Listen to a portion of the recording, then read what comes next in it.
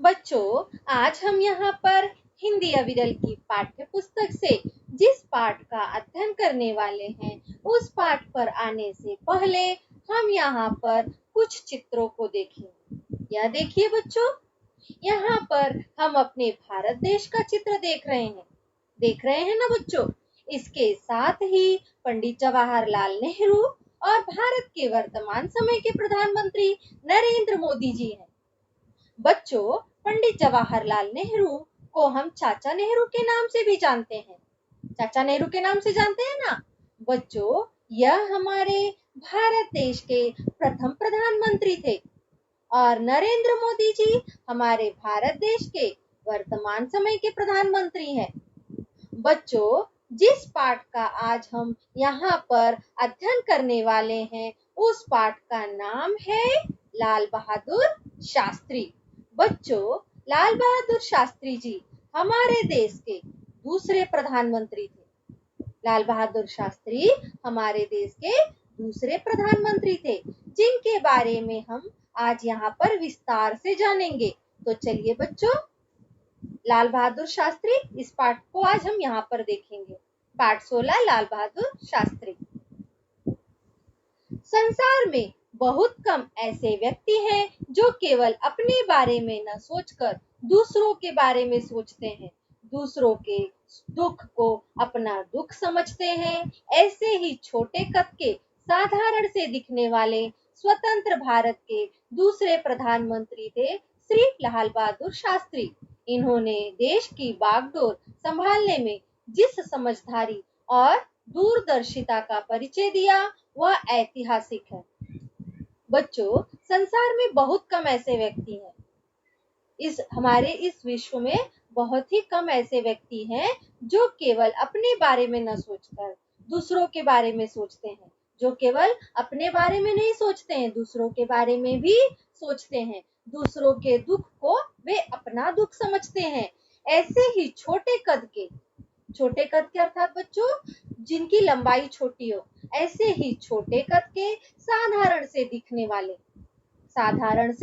दिखने वाले स्वतंत्र भारत के, स्वतंत्र अर्थात आजाद भारत के दूसरे प्रधानमंत्री थे श्री लाल बहादुर शास्त्री। इन्होंने देश की बागडोर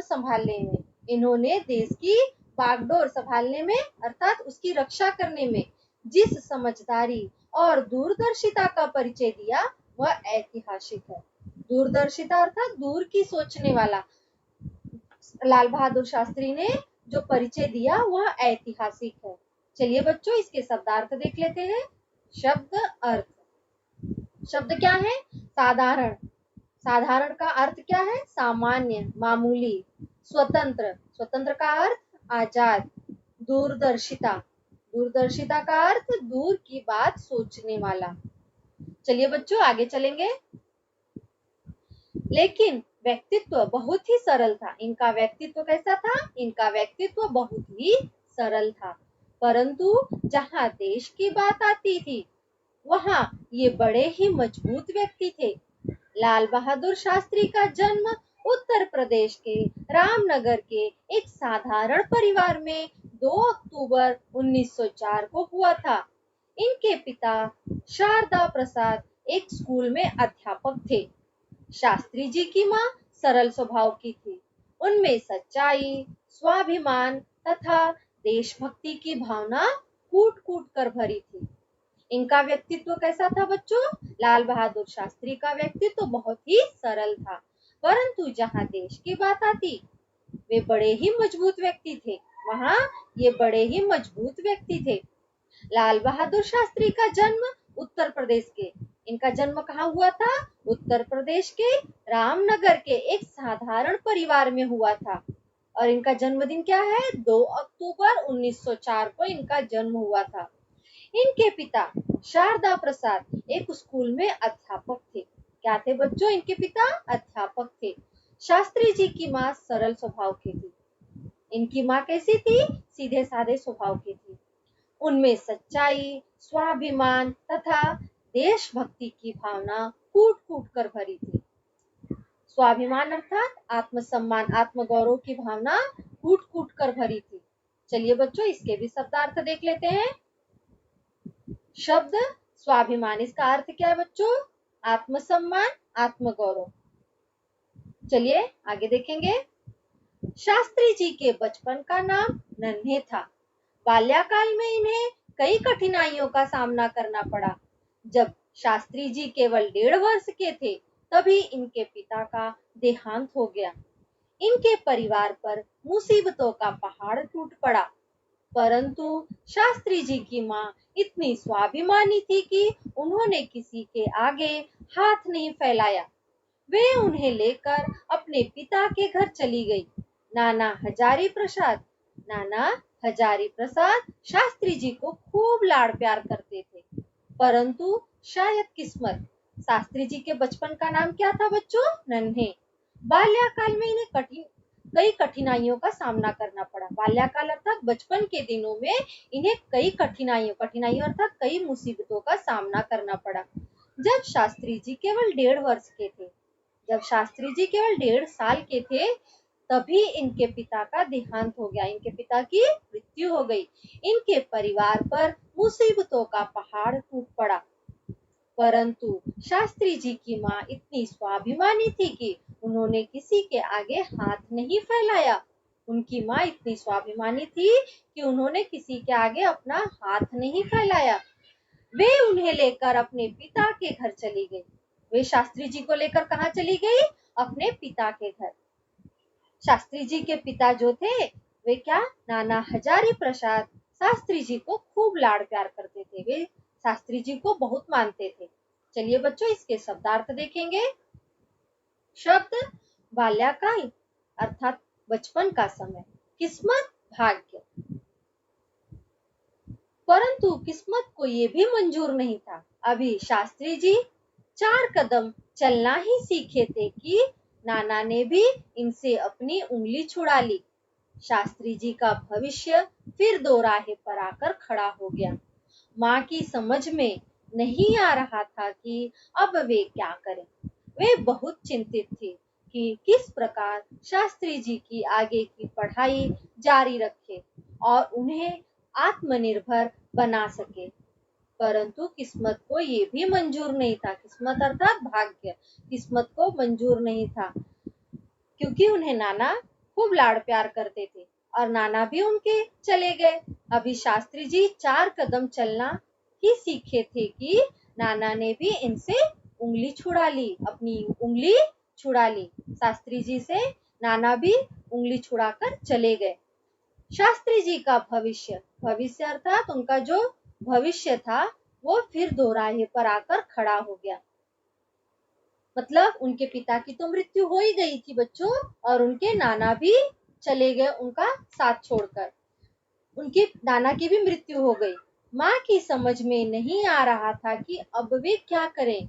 शास्त्री जी की माँ के समझ में नहीं आ रहा था कि वे अपने बच्चे को कैसे संभाले, कि अब वे क्या करें। वे बहुत चिंतित थी, चिंतित अर्थात परेशान थी कि वे किस प्रकार शास्त्री जी के आगे की पढ़ाई जारी रखें और उन्हें आत्मनिर्भर बना सके, उन्हें स्वयं पर मतलब वे उनको आत्मनिर्भर बना सके। चलिए बच्चों, इसके शब्दार्थ देख लेते हैं। शब्द आत्मनिर्भर, स्वयं पर निर्भर। आत्मनिर्भर अर्थात उनको स्वयं पर निर्भर बना सके। चलिए बच्चों आगे देखेंगे। काफी सोच विचार के बाद उन्होंने शास्त्री जी को उनके मामा के घर बनारस पहुंचा दिया। परंतु इनकी किस्मत में यहाँ भी सुख नहीं था। इन्हें अपनी पढ़ाई पूरी करने के लिए आश्रय की जरूरत थी, लेकिन इसके लिए इन्हें मामा मामी के घर झाड़ू लगाना, कपड़े धोना आदि बहुत से काम करने पड़ते थे। माँ शास्त्री जी को सिखाती, हार न मानना ही जिंदगी का दूसरा नाम है। बच्चों, काफी सोच विचार के बाद जब नाना भी चले गए और पिताजी ने भी साथ छोड़ दिया, तो शास्त्री जी की माँ अकेली पड़ गई। उन्होंने अपने बच्चे की पढ़ाई आगे जारी रखने के लिए काफी सोच विचार करने के बाद उन्होंने शास्त्री जी को उनके मामा के घर बनारस पहुंचा दिया। मामा का घर कहाँ था? बनारस। और वे अपने बच्चे को लेकर कहाँ आ गई? मामा के घर। परंतु इनकी किस्मत में यहाँ भी सुख नहीं था। शास्त्री जी की किस्मत में यहाँ भी सुख नहीं था। किसके यहाँ पर? मामा के यहाँ पर।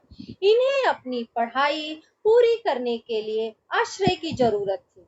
इन्हें अपनी पढ़ाई पूरी करने के लिए आश्रय की जरूरत थी। आश्रय अर्थात सहारे की जरूरत थी। लेकिन इसके लिए इन्हें मामा मामी के घर झाड़ू लगाना, क्या करना पड़ता था? झाड़ू लगाना, कपड़े धोना आदि बहुत से काम करने पड़ते थे। झाड़ू लगाना, कपड़े धोना, इस तरह से इन्हें बहुत काम करने पड़ते थे। माँ शास्त्री जी को सिखाती, माँ अपने बच्चे को सिखाती थी कि हार न मानना ही जिंदगी का दूसरा नाम है। हार न मानना ही जिंदगी का दूसरा नाम है। हमें कभी भी हार नहीं मानना चाहिए। चलिए बच्चों, इसके शब्दार्थ देख लेते हैं। शब्द आश्रय, सहारा। आगे बढ़ेंगे। जिंदगी में अगर सफलता प्राप्त करनी है तो उसके लिए परिश्रम करना आवश्यक है। माँ की इसी सीख ने शास्त्री जी को विपरीत से विपरीत परिस्थितियों से स्वयं को निकाल लेने की ताकत और बुराई को पीछे छोड़कर अच्छाई के साथ आगे बढ़ने की सीख दी। एक बार की घटना है बच्चों, जिंदगी में सफलता प्राप्त करनी है, अगर हमें जिंदगी में सफल होना है तो उसके लिए परिश्रम करना, हमें मेहनत करना आवश्यक है। हमें अधिक परिश्रम करना चाहिए, हमें अधिक मेहनत करना चाहिए। माँ की इसी सीख ने शास्त्री जी को विपरीत से विपरीत, विपरीत अर्थात उल्टा, विपरीत से विपरीत परिस्थितियों, परिस्थितियों अर्थात दशा, हालात, विपरीत परिस्थितियों से भी स्वयं को निकाल लेने की ताकत और बुराई को पीछे छोड़कर अच्छाई के साथ आगे बढ़ने की सीख दी। एक बार की घटना है, कक्षा में गुरुजी ने, चलिए बच्चों इसके शब्दार्थ देख लेते हैं। शब्द विपरीत, उल्टा, परिस्थिति, दशा, हालात। आगे देखेंगे। कक्षा में गुरुजी ने अंग्रेजी भाषा का पाठ पढ़ाने के बाद, अंग्रेजी भाषा का पाठ पढ़ाने के बाद बच्चों को गृह कार्य दिया और कहा कल सभी लोग अपनी अपनी रैपिड रीडर लाना न भूलना। मैं हर बच्चे की उस किताब का निरीक्षण करूंगा और जो विद्यार्थी वह किताब लेकर नहीं आएगा उसे सजा दी जाएगी। गुरुजी की बात सुनकर लाल बहादुर उदास हो गए। तभी उनके एक सहपाठी गोलू ने पूछा, लाल बहादुर तुम इतने उदास क्यों हो? लाल बहादुर ने कहा, मेरे पास तो रैपिड रीडर नहीं है और न ही इतने पैसे हैं कि किताब खरीद सकूं। जब अंग्रेजी भाषा का पाठ पढ़ाने के बाद गुरुजी ने बच्चों को गृह कार्य दिया, जब बच्चों को गृह कार्य दिया, घर के लिए जो होमवर्क दिया, जो गृह कार्य दिया और कहा कि कल सभी लोग अपनी अपनी रैपिड रीडर लाना न भूलना। दूसरे दिन गुरुजी ने कहा कि कल सभी लोग अपनी अपनी रैपिड रीडर लाना। मैं हर बच्चे की उस किताब का निरीक्षण करूंगा। मैं सभी बच्चों के पास, मुझे वो बुक चाहिए, मुझे वह किताब चाहिए और जो विद्यार्थी वह किताब लेकर नहीं आएगा, जो भी विद्यार्थी वह किताब लेकर नहीं आएगा, रैपिड रीडर लेकर नहीं आएगा, उसे क्या दी जाएगी? उसे सजा दी जाएगी। गुरुजी की बात सुनकर लाल बहादुर उदास हो गए। लाल बहादुर क्या हो गए बच्चों? दुखी हो गए। तभी उनके एक सहपाठी, सहपाठी अर्थात जो उनके कक्षा में उनके साथ पढ़ता था, तभी उनके एक सहपाठी गोलू ने पूछा, लाल बहादुर तुम इतने उदास क्यों हो? गोलू ने, सहपाठी का क्या नाम था बच्चों? गोलू। गोलू ने लाल बहादुर से पूछा, तुम इतने उदास क्यों हो? लाल बहादुर ने कहा, मेरे पास तो रैपिड रीडर नहीं है, मेरे पास रैपिड रीडर नहीं है और ना ही इतने पैसे हैं कि किताब खरीद सकूं, मैं रैपिड रीडर खरीद सकूं। समझ में आया बच्चों? चलिए इसके कठिन शब्द, इसके शब्दार्थ देखेंगे। शब्द सहपाठी, साथ पढ़ने वाला। आगे बढ़ेंगे। फिर तो गुरुजी तुम्हें जरूर सजा देंगे और कक्षा में भी नहीं बैठने देंगे, गोलू बोला। लाल बहादुर ने कहा, दोस्त क्या तुम मेरी मदद करोगे? गोलू बोला, हाँ हाँ दोस्त, बताओ मैं तुम्हारी क्या मदद कर सकता हूँ? लाल बहादुर ने कहा, तुम मुझे आज अपनी किताब उधार दे दो, मैं उसकी नकल उतार कर कल तुम्हें वापस दे दूंगा। जब लाल बहादुर ने कहा कि मेरे पास तो किताब खरीदने के पैसे भी नहीं है और किताब भी नहीं है, फिर तो गुरुजी, तो गोलू ने क्या कहा, फिर तो गुरुजी तुम्हें जरूर सजा देंगे और कक्षा में भी नहीं बैठने देंगे। किसने बोला? गोलू ने बोला। तो लाल बहादुर ने क्या कहा, दोस्त क्या तुम मेरी मदद करोगे? मदद अर्थात सहायता। गोलू बोला, हाँ हाँ बोलो, क्या मदद चाहिए मुझसे? मैं तुम्हारी क्या मदद कर सकता हूँ? लाल बहादुर ने कहा, तुम मुझे अपनी किताब उधार दे दो, तुम मुझे अपनी किताब एक दिन के लिए उधार दे दो, मैं तुम्हें कल उसकी नकल उतार कर वापस कर दूंगा। आइए बच्चों, इसके शब्दार्थ, इसके कठिन शब्द देखेंगे। मदद, सहायता। आगे देखेंगे, अगर तुम भूल गए तो? गोलू बोला, अगर तुम रैपिड रीडर लाना भूल गए तो? गोलू डरते डरते बोला। लाल बहादुर पूरे विश्वास पूर्वक बोले, नहीं दोस्त, मैं नहीं भूलूंगा। मैं तुम्हें विश्वास दिलाता हूँ कि मेरे कारण तुम्हें कोई परेशानी नहीं होगी। मैं किसी भी तरह रात में काम पूरा कर लूंगा। गोलू डरते हुए बोला कि अगर तुम भूल गए तो? अगर तुम कल किताब लाना भूल गए तो? फिर तो मुझे भी सजा मिलेगी। लाल बहादुर ने पूरे विश्वास पूर्वक बोला, नहीं दोस्त, मैं नहीं भूलूंगा। मैं तुम्हें कोई भी शिकायत का मौका नहीं दूंगा। मैं तुम्हें विश्वास दिलाता हूँ कि मेरे कारण तुम्हें कोई परेशानी नहीं होगी, तुम्हें कोई भी परेशानी नहीं होगी। मैं किसी भी तरह रात में काम पूरा कर लूंगा। मैं यह पूरी बुक नकल उतार लूंगा, रैपिड रीडर की पूरी नकल उतार लूंगा। चलिए बच्चों, इसके कठिन शब्द, इसके शब्दार्थ देखेंगे। विश्वास, भरोसा। विश्वास, भरोसा।